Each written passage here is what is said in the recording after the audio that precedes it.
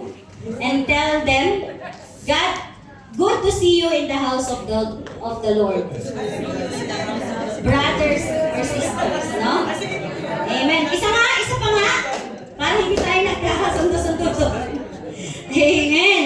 So, ayan. Di ba napakagandang tingnan ang iyong mga ngiti, no? At natutuwa at nagagalak ang ating Panginoon kapag nakikita niya na yung mga ngiti natin. Pag ngumiti kasi tayo at nakikita yung ating mga ngipin, ano daw yun? Totoo, genuine yung ngiti natin. Paano bang ngumiti nung walang ano? Ha? Walang ngipin. Oy, grabe siya. Paano daw yung walang ngipin? Nalakata. Anyways, maganda ka pa rin sa paningin at gwapo ka pa rin sa paningin ng ating Panginoon. Amen? Hindi ba siya yung magandang mga ngipin natin, no? Amen? So, before I start po, let's welcome Brother Brandon. Yeah? It's his first time today. Alam ko mga kapatid na ang bawat isa ay hindi aksidente na narito ngayon. Amen? So, maybe some of you came here tonight excited. Wow! Sino excited? Amen. Or maybe some of you came tired. Galing pa kasi sa trabaho, kaya pagod, no? Or maybe some of you came carrying a problem. May mga dinadala po tayo. Siyempre, hindi maiwasan talaga yan, no? May darating na problema. And maybe some of you have been praying for something for a long time. Sino yung nagpipray pero napakatagal masagot ni Lord? Amen? Amen. Mamaya masasagot yan ni Lord, no? And then maybe may mga tanong ka na hanggang ngayon wala pang sagot. No? And now, tonight, but whatever condition your heart is in tonight, mga kapatid, I believe God has a word for you. And sometimes, God doesn't need to give us a complicated message. Ayaw niya ng komplikasyon sa ating buhay. And sometimes, one simple truth can change the direction of our entire life. Amen, mga kapatid? So tonight po, let's all stand. So let's open our Bible, kung may Bible po tayo. So let's read our main text for tonight. And our main text is found in Matthew chapter 6, verse 33. Alam po natin to, kaya pwede po tayong sabay-sabay sabihin. Kahit nakapikit siguro yung iba dyan, alam na nila to, no? Ang sabi niya po dito, wait lang, nadidelay. In Jesus' name. Amen. Sabi niya, kahit di po natin tignan yung ang sabi niya po doon, ano po yung sabi?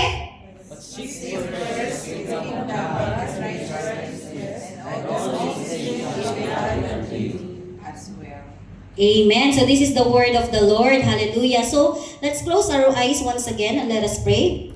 Oh Heavenly Father, Lord God, Lord, we praise you. We exalt your name on high, Panginoon, Lord God. Lord, kami po ay nagpapasalamat, Panginoon, sa pagkakataong ito, Lord Jesus, na sama-sama kami narito sa iyong presensya, Lord God. And Lord, we don't want to hear just another message, Panginoon, Lord God. We want to hear from you in Jesus' name, Lord Jesus. Lord, speak to our hearts tonight, speak to our minds, Lord God. If there is anything in our lives that has taken your place, Lord God, Lord, reveal it to us, Panginoon, Lord God. Yes. Lord, if we have become distracted, Lord God, Lord, bring us back, Panginoon, sa iyong piling, Lord God. Lord, if we have become tired, Lord God, Lord, strengthen us, Panginoon, Lord God. Lord, if we have become confused, Lord, give us direction tonight, Panginoon, Lord God. And Lord, as your word is preached tonight, Lord God, by your servant, Lord God, ng iyong lingkod, Lord God. Give us ears to hear, Lord God, hearts to receive, Lord God, and courage to obey in Jesus' name. Lord, let your word change us tonight, Panginoon. Let your word correct us tonight, Lord Jesus. Let your word encourage us tonight, Lord Jesus. And above all, everything else, Lord God, let your name be glorified tonight. In Jesus' name. Lord, we thank you, Lord God. We love you. We bless your name. In Jesus' name we pray. Amen and amen. Hallelujah. So, pwede na po tayong umupo, mga kapatid. So, tonight po, gusto ko lang pong bigyan yung Nakita niyo po yung highlighted doon? Word. Gusto ko, yes, seek first po. Gusto ko pong bigyan ng attention ng yung words na yon, no? Or two words. Very simple po siya, pero powerful po mga kapatid. So yung word na, tingnan po natin yung first. Ano po ito? Ano sabi niya dito? First. Ano po yung naiisip natin pag naririnig natin yung first? Yung una. Una. Ayan. Napaka-iksi niyang word, no? Jesus didn't say na seek the kingdom, no? Seek first yung ano natin. Seek first kung may time lang tayo, no? He didn't say also na seek the kingdom kung yung buhay natin is madali lamang. Amen? He did not say seek the kingdom kung successful na tayo, kung na-achieve na natin yung dreams natin. Ang sabi ng ating Panginoon, seek first. No? So mga kapatid, let us ask, may tanong lang po ako, very simple question lang po. Ano ang pinaka-priority natin sa buhay? Ano po yung pinaka-priority natin sa buhay? Ano po? Kung tatanungin, sino po yung mga parents dito? Ako na, isa na doon. Can you please raise your hands? Pag tinanong po kayo, no? What's your priority? Ano po yung isasagot natin? Ayan, tumpak, family. Sino yung mga businessman, businesswoman dito? Pag tinanong ka, what's your priority? Siyempre, it's given, business. O, yung mga estudyante natin dyan, wala na yung mga estudyante natin. Ayan, si Ate Zuame. Pag tinanong ka, what's your priority, Zuame? Ano sasabihin mo? Study first. My studies, di ba? O, sabihin, yung mga ano naman, career woman, career man. Pag sinabi, what's your priority? Salary. Salary.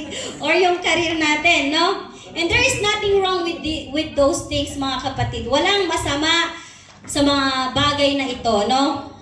Kasi our family is important. Siyempre, importante po talaga ang pamilya natin. Work is important.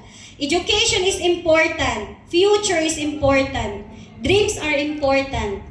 But Jesus is asking us something deeper tonight. Hindi lang what is important. Ang tanong ng ating Panginoon, what comes first? Ano po yung una? Because whatever comes first in our lives will eventually influence everything else. Amen? Tama po? Kung pera ang first priority natin, money will influence our decisions, our life. Kung ang opinion ng tao ang mas priority natin, people, yes, will control our life or decisions. Kung sarili natin ang first priority natin, our feelings will control our decisions or our life. But when God is first, God begins to shape our priorities, our decision, our relationship, and our future and our entire life. That's why Jesus said, seek first. Mga kapatid, imagine natin for a moment kung makikita natin yung buong schedule natin this week or last week. From Monday to Saturday or Mondays to Sundays. Nakasali ba si Lord doon? Ano po sa tingin natin? Nakasali ba? If God looked at our calendar, would He see that He is first? If God looked at our finances, would He see that He is first? If God looked at our decisions, would He is the first? Or if God looked at our relationship, would He see that He is the first? And if God looked inside our heart right now, mga kapatid, would He find Himself first? Ano po yung sagot natin, mga kapatid? Ito po yung mga kailangan nating pagbubulay-bulayan sa gabing ito, no? That's the challenge of Matthew 6:33. That is why the title of our message for tonight is First Things First. Or in Tagalog po, unahin ang dapat unahin.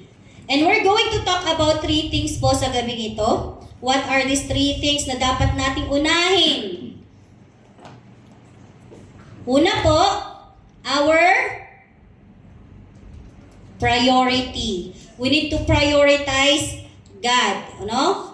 Let us prioritize God first. Unahin ang ating Lord. Sabi ni Jesus, seek first the kingdom of God. The word first means first. Hindi po siya naging second. Hindi po siya third, fourth, and fifth. Siya po ay una. First pa din. Hindi po magbabago iyon, mga kapatid. Hindi yung first natin is yung yung tira-tira natin, yung mga leftovers natin. We give God, minsan kasi talaga yung leftover na time natin, yun talaga yung naibibigay natin kay Lord. Ouch. Masakit sa akin din yun. Yun na lang talaga, pag free talaga tayo dun, mas yun yung naibibigay natin kay Lord. Amen? Tama po ba? Huwag po tayo mag-deny. Ako, inaamin ko sa sarili ko, yung calendar. Kaya po ito ay lahat po ng aking sinasambit yan sa gabing ito ay talagang nangyayari sa akin. Hindi lang siguro nakaka-relate kayo sa akin, pero tama po, nangyayari ito sa akin. Although you tried your best to find ways, mamay malalaman po natin bakit. Ano ba yung pagkukulang natin? Kapag may time lang, doon lang tayo magpipray. Kapag may time lang tayo or may energy, doon lang tayo magagamit ni Lord. Doon lang tayo magbabasa ng kanyang salita. Kapag walang ginagawa, Lord, pupunta ako sa church. No? Pag siguro, na tayo, yung parang, yun na lang kasi yung leftover natin. Yun na lang yung natitira na time natin. Pero kapag busy talaga, napupostpone yung natin, napupostpone yung ating time kay Lord, no? And before we realize na God has moved from first place to last place. No, nahuhuli na si Lord sa buhay natin. Yung priority natin is nahuhuli na si Lord, hindi na talaga siya yung nauuna. Mga kapatid, mamaya na nga. Na-excited ako masyado. Wait. At ito yung nakakasad, mga kapatid. Nakakasad talaga ito na si Lord is nagiging last na natin. No? Mga kapatid, God deserves more than our leftovers. He deserves our first. Amen? Paano ba natin uunahin si Lord? Simple lang, mga kapatid. Simple lang, mga kapatid. Paggising natin sa umaga, before checking our phone po, check in with God. Paano tayo mag-check in kay Lord? Parang yung, di ba, pag pupunta ka sa airport, di ba, mag-check in ka muna bago ka sasakay ng eroplano? Ganun yun. Ay, sino ba hindi nakasakay ng eroplano? Para makarinig. Bangka kasi sinasakyan ko punta rin. Amen. Okay. Before Facebook, we need to pray first, no? Before the news, we need to read the Word. Amen? Before we start worrying about the day, talk to God. Amen? Mag-pray tayo. Hindi kailangan 1 hour agad yung igugugol natin dito, mga kapatid. Start with a few minutes. Yung simple lang na sabihin natin, Lord, thank you for this new day. Ganyan. Lord, guide me today. Lord, help me make the right decisions. Or Lord, let me life honor you. Napakasimple nito, mga kapatid, pero napaka-powerful na mga salita na ito. Because you're telling God, yes, God, na you are first. Amen? Nasasabi natin, Lord, you are first. Lahat sa finances natin dapat si Lord first. Lahat ng decision dapat first, no? Sabi sa Proverbs chapter 3, verse 6, in all your ways acknowledge Him and He shall direct your paths. So, pansinin po natin yung word na in all your ways po dito. In all your ways, yung naka-yellow po, hindi po niya sinabi dito na in some ways. Hindi lang sa Sunday ways, Saturday ways natin, hindi lang sa church ways natin. Bagkus sinasabi po dito ng ating Panginoon, all your ways. No? Sa family natin, lahat in all your ways. Sa family natin, dapat kasama si Lord, priority natin si Lord. Sa work natin, business, relationship, finances, future, and decision. And then sabi po niya dito, acknowledge Him.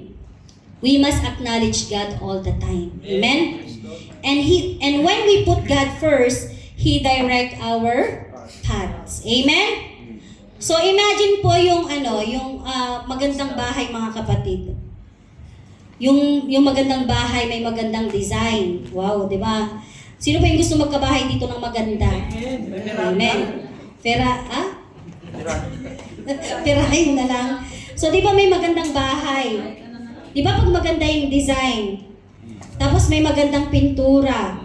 Tapos may mga expensive na furniture.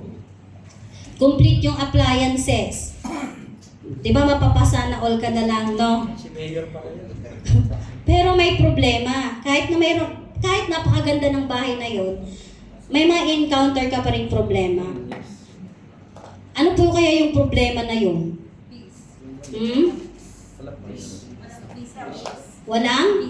Walang peace, yes? Mag-isa lang yan nakatira. Mag-isa lang yung nakatira?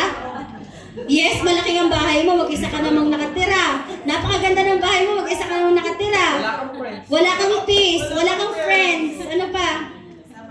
Isolated ka. Ha? Sa kaugali. Ano? Magandang bahay, kwago naman nakatira. Allah ka pa.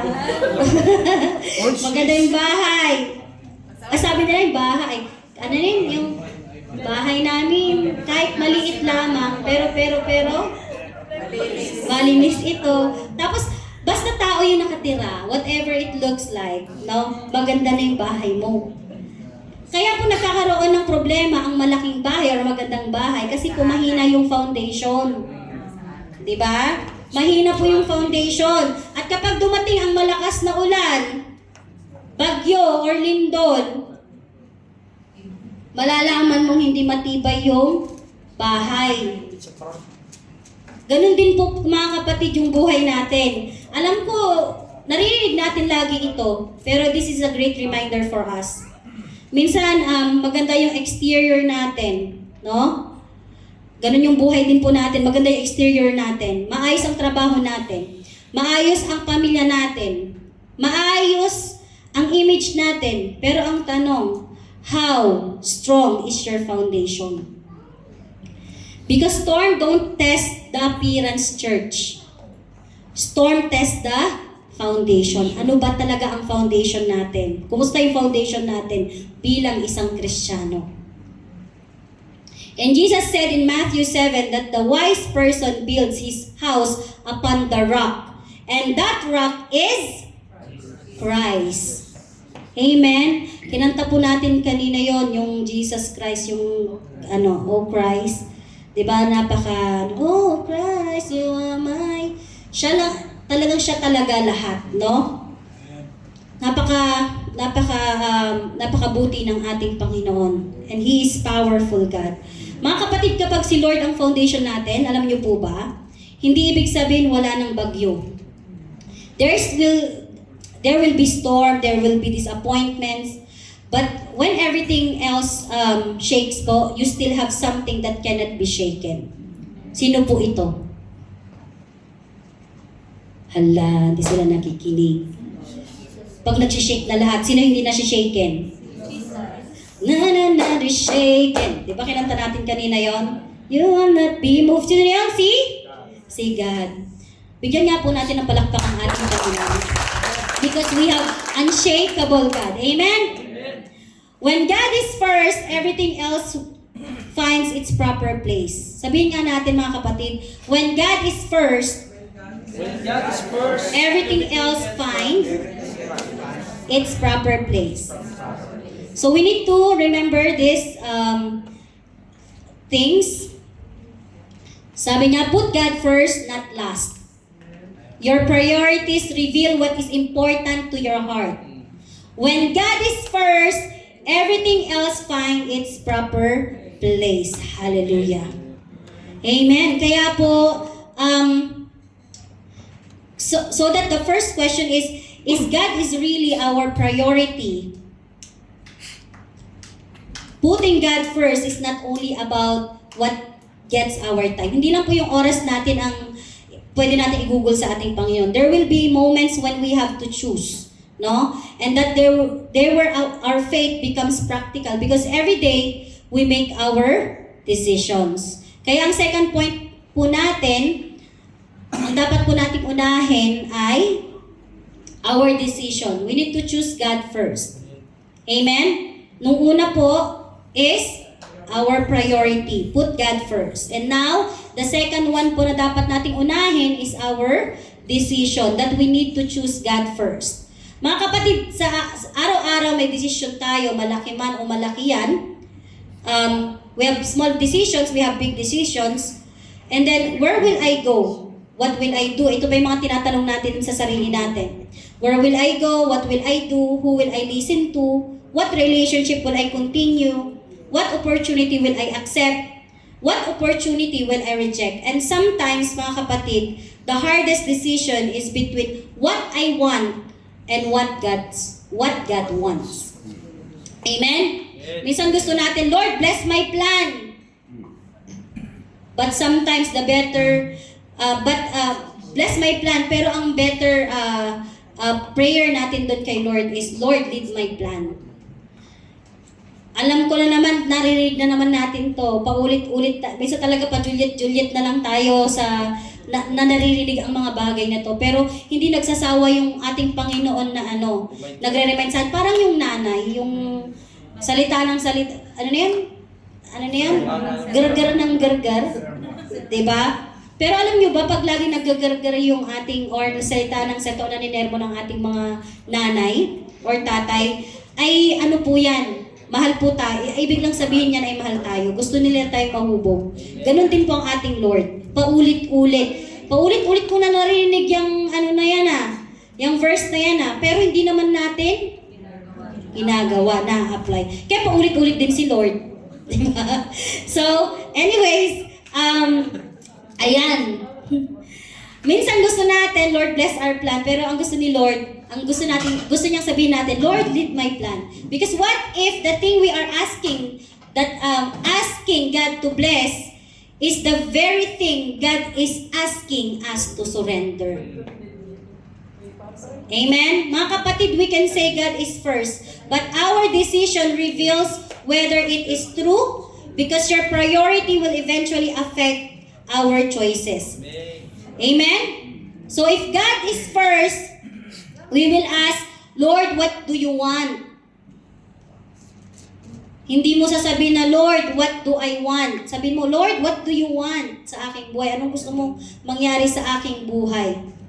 Amen? Sabi nga po sa Joshua, chapter 24, verse 15, but as for me and my household, we will serve the Lord. Amen? And I love this statement, mga kapatid, kasi hindi po sinabi dito ng ating Panginoon, hindi po sinabi dito na as for everyone else. Ang sabi niya, as for me. Because sometimes we are waiting for everybody else to choose God. Minsan halimbawa, gusto nating, parang pag nakikita natin, alam mo yung bata, great imitator. Diba? Pag ano yung nakikita niya, yun yung ginagaya niya. No? So, wag nating hiintayin na yung parang dumating yung panahon na pag nakikita natin na diba which is good kasi yung buhay ng iba nakaka-encourage, no? Na kung maganda yung buhay ng iba talagang siguro talagang dapat ganito yung gawin ko. Wag nating hintayin na ganun. No, dapat talagang magkusa tayo kasi lagi naman tayo nakakarinig ng salita ng ating Panginoon. At if everything, kung pinapriority talaga natin si Lord sa ating buhay, yung decision din po natin, decision making natin will follow. Amen? So, Sabi po dito, because sometimes we are waiting for everybody else to choose God. But revival starts when we choose God. Amen? Mare-revive po tayo. Kaya ito po yung gusto ng ating Lord tonight. We need to be revived by Him. Amen? So, ang tahanan natin, ang family natin, ang buhay natin, ang decision natin, and we will serve the Lord. Amen? Imagine po yung kasi usually pupunta kami ng Dubai naka-GPS, no? And then, but in that moment, hindi mo alam yung place. And then you don't know every street. Siyempre, kung bago sa yung place, hindi mo alam yung street, hindi mo alam kung kailan ka yung U-turn, kailan ka magra-roundabout, and you don't know what is waiting 5 kilometers ahead. But the GPS say, turn left, and then nag-left ka. Continue straight, nag-continue ka. Turn right, and then nag-right ka. And you don't see the whole route or route. No? But you trust the direction. Ganun din ang Lord. No? Amen? God does not always show us the whole future. Sometimes, He only gives us the next step. Ganun yung GPS, di ba? Next step, next step. Ganun din ang ating Panginoon. Maybe you're asking mga kapatid, Lord, what will happen next? At ang sinasabi ng ating Panginoon, trust me tonight. Sige, magsimula po tayo ngayong gabi. Trust me tonight. Lord, paano ang future ko?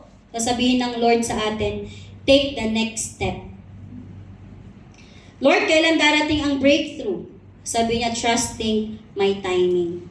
Actually, we are waiting for these breakthroughs, no? Pero minsan, nakukulangan tayo ng yung span natin, yung waiting span natin napakaigsi lang. No, but God is trying to tell us tonight na trust my timing. May oras po lahat yan, mga kapatid. May we not know the whole plan, but we know the one who holds the plan or future. Amen. Palakpakan nga po natin ang ating Panginoon. Tulad nga po ng sinabi ko kanina, minsan may mga prayer tayo na low. May mga prayer at feeling natin nare-reject yung ating prayer, no? May relationship na gusto natin, may opportunity na gusto natin, may door na gusto nating buksan pero close, nakashut. At umiyak tayo, Lord, bakit? Ganun. Diba? Pag talagang pagod na pagod ka na, talagang iiyak ka talaga.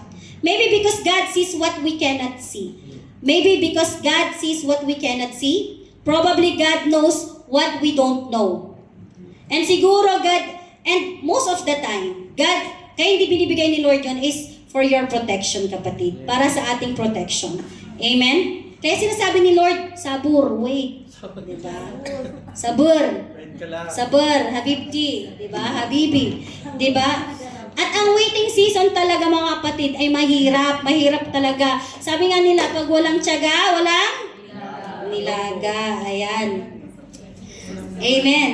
At alam mo ba, kapatid, pag talagang may patient ka, yung kung maigsi lang yung patience mo, pero kung lalawakan mo siya hanggang siguro here to Dubai pa or Abu Dhabi, you're waiting. God's wait is not wasted. Hindi masasayang yung pag-iintay natin, mga kapatid. Lagi nga po nating tandaan yon.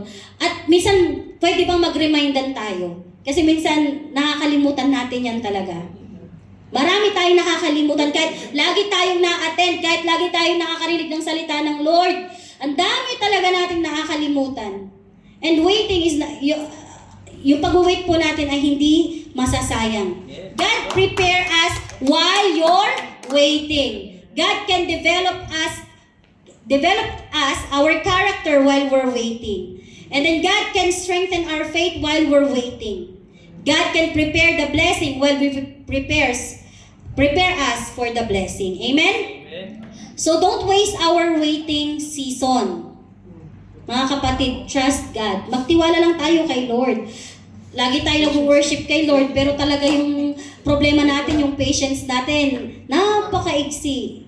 The best comes after the waiting. Yes. Kasi kung apura ka na, sige, pana ko. Sige. Talagang ano ka, sige, ura-urada, sige lang. Ano yun? Halimbawa sabihin, ay, opportunity tano. Sige nang sige. Yung pala pagsisigi mo, Ayun na. mali pala. Ay, wow, mali. Di ba? Wow, mali tayo. Actually, pero hindi natin, minsan kasi yung ano natin, alam mo kasi yung dreams natin, yung gusto natin, yun kasi minsan yung nasusunod. Kaya yung decision natin minsan, dun tayo na sumisemplang. Na, doon tayo napapahamak mga kapatid. Aray ko. Aray ko. No? So, talaga, yun po talaga. Kaya sabi po dito, we need to remember those things. Pa-click nga po. Mga kapatid. Sabi niya, choose God's will over your own will.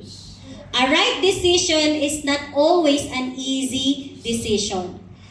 God's no can be protection and His wait can be preparation. When you choose God, you will never regret choosing Him. Kaya pag pinili natin si Lord, di ka magsisisi.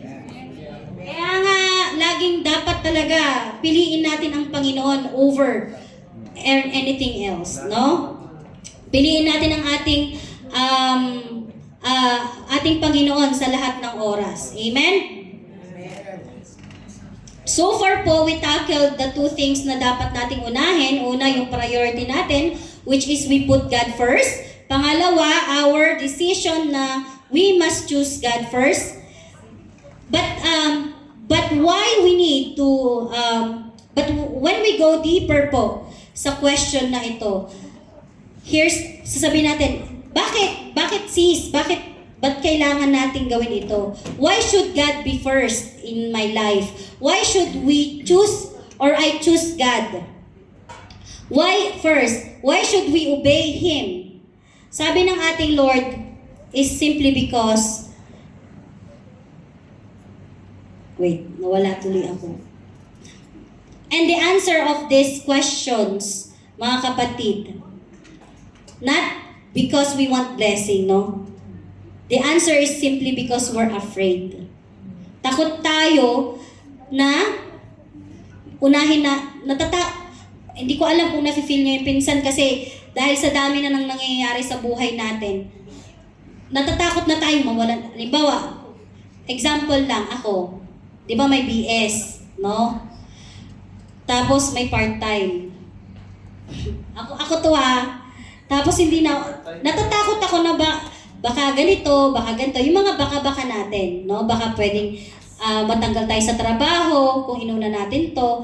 But sabi ng ating Lord, we have to choose our priority. We need to choose Him first. So, siguro sa ibang bagay, kung alam naman natin na critical talaga yung sitwasyon, naiintindihan talaga ni Lord. But, if really pwede naman, why not?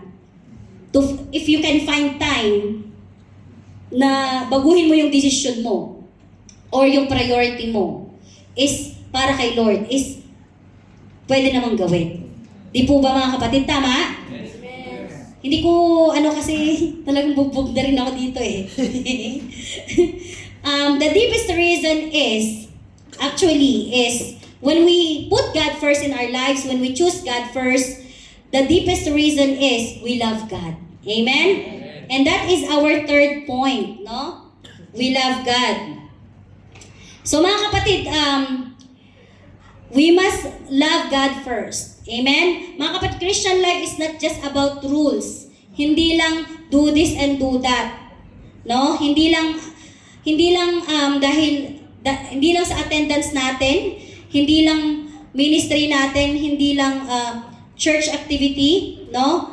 At lalong hindi lang Saturday Christianity, no? The Christian life begins with a relationship with the Lord.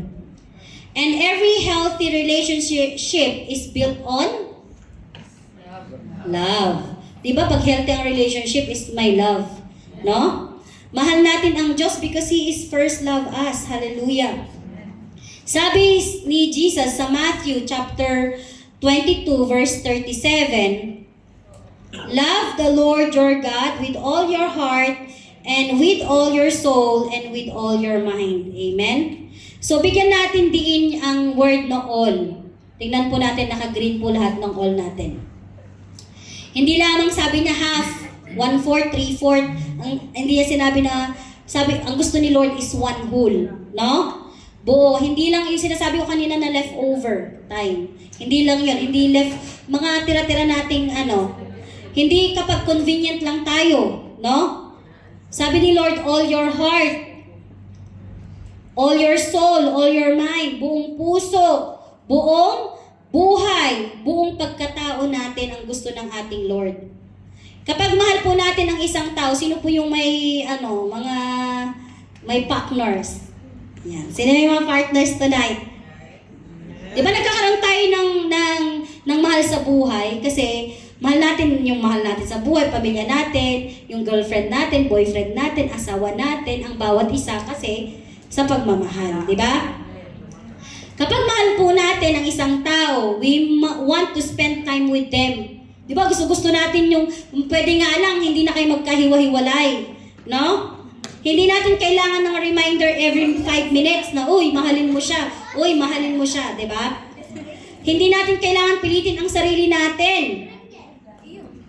Okay, kailangan ko siyang, sasabihin mo, ay, kailangan ko siyang kausapin. Pag mahal natin yung tao, wala nang ganun, wala nang kailangan kausapin. Kundi you want to talk with them, you want to listen to them or willing to listen kahit minsan OA, ganyan. Minsan nasasaktan tayo, no?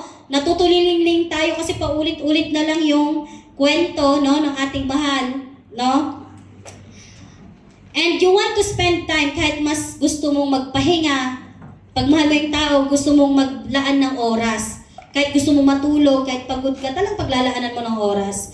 And you want to know what makes them happy. Minsan sino po yung dito? Yung paglulutuan po natin sila. Minsan nagiging tigasin, no? Sino ba yung tigasin dito? Alam ko maraming tigasin dito. Asa si Brother John? Joke lang. Sino yung tigasin dito? Tigasin. Tigalaba, tigasaing, tigaluto, tigalinis, no? Lahat ng tiga, no? No, tigasin. Ganon din sa relasyon natin sa ating Panginoon, mga kapatid. Kapag mahal natin siya, tayo dapat yung tiga-serve. Ano pa? Tulungan niyo naman ako, Winsol, yes, Winsol. Tiga-preach, tiga-piano, tiga-gitara. Di ba? Tigasin. Dapat tayo, tinatawag tayong tigasin sa church, hindi sa bahay, Hindi, joke lang. Pero pwede rin. Ganon din po, ayun nga po. Dapat we want to pray, no? Kung mahal po natin ang Lord, we want to pray, we want to read His Word, we want to worship Him, we want to serve Him, we want to obey Him. Not because kailangan natin ang Panginoon. No? But because mahal natin siya. Amen? Alam niyo mga kapatid, may dalawang klase ng obedience. One is, I have to. Yung other one is, I want to. Ano kaya ang nun? Kapag sinabi ng Lord sa atin, forgive. Diba? Mahirap. Pero dahil mahal natin si Lord, sabihin mo, I have to. I will obey. Kaya you will obey. Kapag sinabi ng Lord, wait, ang hirap mag-wait kasi nga mahina ay mababa ang aking pasensya. No? Pero dahil mahal natin ang Lord, we will trust Him. No? At kapag sinabi ng Lord na, let go mo na siya. O let go mo yung Sabi, Lord, ang hirap mag-let go. Lord, ang hirap ko siya talaga i-let go. Mahal ko siya. Pero dahil mahal natin si Lord, we surrender it everything, no? We surrender it to Him. Amen. And that is love, mga kapatid. Kaya po, sa gabing ito, God does not only want our hands to serve Him, He wants our heart to belong to Him. Amen. Because we can serve God with our hands, mga kapatid, while your heart is far from Him. Totoo. We can sing worship songs while our heart is distracted. Narinig na natin to last week. Last week nandito ba kami? Nung last week. No, narinig ko na to eh. Yung we can sing worship song while our heart is distracted. You can attend church we can attend church while our heart is somewhere else. Minsan physically present but mentally absent, no? Kung ano-ano na yung tumatakbo sa isip natin. But God wants more than our activity. Gusto ng ating Lord ang ating mga puso. God wants our heart. So can you please ask yourself right now, church, do I love God? Or do I only love God what God can give me? Ulitin ko po, do I only love what God can give me? Or do I love God? That's a powerful question tonight, mga kapatid. Do I love the giver or only the gift? Do I love God or only His blessings? Or do I seek His hand or do I seek His face? Because sometimes we say, Lord, bless me. But God is telling you right now, first, seek me. Amen? And when we have God, brothers and sisters, we have the greatest treasure. So let's remember, kapag inuna natin na mahalin ang Lord, love God should be the motivation behind everything we do. Amen? When you love God, obedience becomes a response. Wait lang po. Response, not a burden. Amen? And God wants your heart before He wants your service.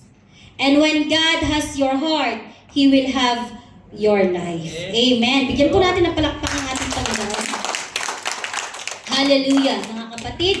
Let's make this very simple. If you forget everything else, ano po ba yung tatlo na yun? Sige nga, bago tayo mag-review. Okay, let's prioritize our priority. We need first our priority, which it means put God first. Let's prioritize God. Second is our decision. Let us choose God first in every decisions natin sa life. Third is our love. We must love God first before anything else.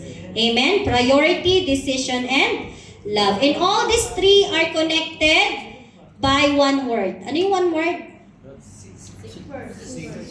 First or seek first. Sige, dalawin na nga natin. Seek first. Okay? Amen. So, sabi po sa Matthew, nawala na po. Conclusion na eh. Okay. Sabi po sa Matthew 22:37. Now, let's go back to our main verse po. But seek first the kingdom of God and His righteousness, and all these things shall be added unto you. So, Jesus was speaking about worry. People were worried about food, clothing, yung bukas natin, yung kailangan natin. Pero pinapaalala po ng ating Panginoon, don't let worry become your master. Narinig na naman po natin yan. Many times. Many times. Yun. Instead, seek first the kingdom because our Father knows what we need. So mga kapatid, Jesus is not telling us, don't work. He is not saying don't plan. He is not saying don't dream. And He is saying don't put those things above God. Mga kapatid, tayo po ay tumayo.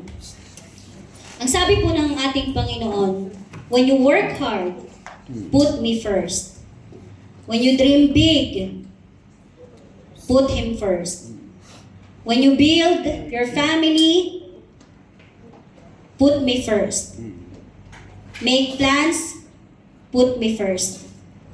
And trust Him with the rest. Hallelujah. Church, there are questions that we need to reflect before we finish tonight. In our priorities, is God really first? It's, ano nga po, yung ano. Is God really first in your life? This is our reflection for tonight. Tanungin po natin ang ating mga sarili. Am I putting Him first? Not just like this moment. Not every day. Not only in our sa schedule natin, sa finances natin, sa relationship natin, or sa plans natin. In every decisions po natin, when God's will and your will are different, whose will you choose? And this is the question, am I choosing God's will over my own? Can we say, Lord, not my will, but yours? How about our heart, mga kapatid? Does God truly have in your heart, in our hearts right now? Pakitanong po sa ating mga sarili sa gabi ito, do I truly love God? Not just His blessing, not just His answers, not just what He can give, but God Himself alone. Hallelujah. So mga kapatid, bago tayo magtapos sa gabing ito, gusto ko lang balikan sa simpleng sa isang simple pero importanteng tanong. Sino ba talaga ang nauuna sa buhay mo? Kasi minsan hindi naman natin sinasadyang ilagay sa second place ang ating Lord.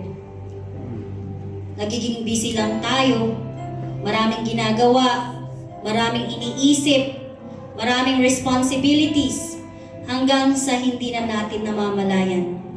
Unti-unti nang nauuna ang ibang bagay kaysa sa Kanya. Kaya tonight, I believe God is simply reminding us, anak, put me first again.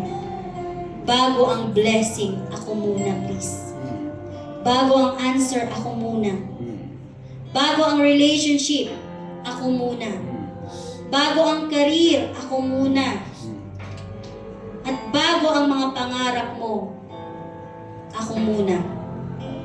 Hindi ibig sabihin na hindi importante ang mga bagay na to sa buhay natin. Pero kapag ang mga bagay na ito ay nauuna kaysa kay Lord, nawawala ang tamang order sa buhay natin. Kaya tonight, God is asking us, anak, pwede ba akong mauna ulit sa buhay mo? Habang nakayuko tayo at nakapikit ang ating mga mata, mga kapatid, let's just have a quiet moment with God. Walang kailangang patunayan, walang kailangang isipin kung anong sasabihin ng iba. Just you and God. And maybe habang nakikinig ka ngayon, may sinasabi ang Holy Spirit sa puso mo. Maybe you're realizing, Lord, you used to be first. Pero somewhere along the way, na-distract ako. Maybe naging first ang trabaho, naging first ang finances ko, naging first ang relationship ko, naging first ang sarili kong plano, at baka hindi ko sinasadya. Pero tonight, God is not here to condemn us. He's calling you back. Para na sinasabi niya sa atin, anak, bumalik ka. Ako muna ulit. Kaya sa gabi ito, let's open our mouth and speak to Him tonight. Hallelujah. Hallelujah, Lord Jesus. And if you want to come forward tonight and receive Him, gusto nating ialay muli ang ating sarili sa Kanya sa gabing ito, you can come forward and raise your hand. Surrender it all to the Lord. No, siya muna ang piliin mo sa gabing ito at sa araw-araw mong pamumuhay. Dahil ang gusto ng ating Panginoon, siya muli ang ating piliin. Hallelujah.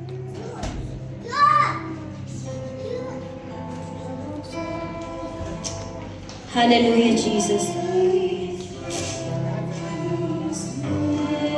Let's sing this song mga kapatid while praying. All these things shall be added unto you. Hallelujah,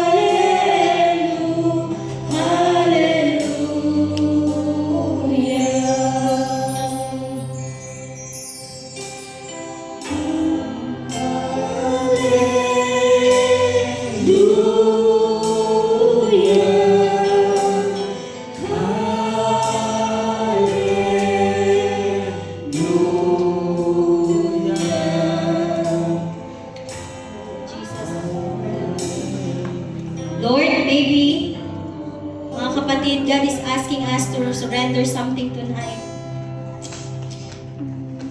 Alam natin na mahirap, pero walang mahirap sa ating Panginoon. Hallelujah.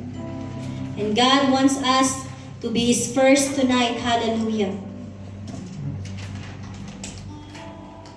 And sabihin natin sa ating mga sarili sa gabing ito, Lord, be the first. Yes.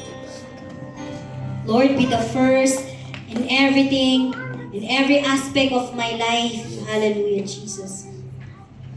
Let us continue to close our eyes and let us pray. Hallelujah, Lord God. Hallelujah, Jesus. Heavenly Father, Lord God, we honor you, Lord Jesus. Yes. We appreciate you, Lord God. We appreciate your presence, Lord God, Jesus. Lord, thank you, Panginoon, Lord God, na ikaw ang iyong presensya, Lord God, ang nasa kalagitnaan namin sa gabing ito, Lord God. Lord, thank you for your very word tonight, Lord Jesus. Thank you for reminding us that you deserve first place in our lives, Lord God. Lord, forgive us for the times we place other things before you. Forgive us when our priorities are misplaced, Lord God. Forgive us when we make decisions without asking for your direction, Lord God. Forgive us when we love the blessing more than we love the blesser, Lord God. And that is you, Jesus. Yes. Tonight we surrender again, Lord God. Lord, be first in our priorities, Lord God. Be first in our decision. Be first in our hearts. Be first in our homes. Be first in our relationship. Be first in our work, in our dreams, Lord God. In our future, Lord Jesus. For those, Lord God, who are waiting, Lord God, Lord, give them patience, Jesus. For those who are hurting, Lord God, give them healing and strength, Lord God. For those who are confused, Lord God, give them direction tonight, Lord God. For those who are afraid, Lord God, give them peace, Panginoon, sa kanilang mga puso, Lord God. For those who need to let go, Lord God, give them courage, Lord Jesus. For those who have drifted away, Lord God, draw them back into your presence, Lord God, in Jesus' name. Lord, teach us to trust you even when we cannot see the whole picture, Lord God. Teach us to obey you even when it's difficult. Teach us to love you with all our heart, our soul, and our mind, Lord God. And tonight, we declare, Panginoon, you are first, Lord God, not because everything is perfect, Lord God, not because we have all the answers, but because you are God, you are faithful, and you are good, and you are worthy to be praised, Lord God. We surrender our lives to you tonight, Lord God, and we hold on to your promises that seek first the kingdom of God and His righteousness, and all these things shall be added to each and every one of us tonight, Lord God. Lord, we trust you with everything else, Lord God, in the mighty name of our Lord Jesus Christ. And everybody say, Amen and Amen. Hallelujah. God bless us all, mga kapatid.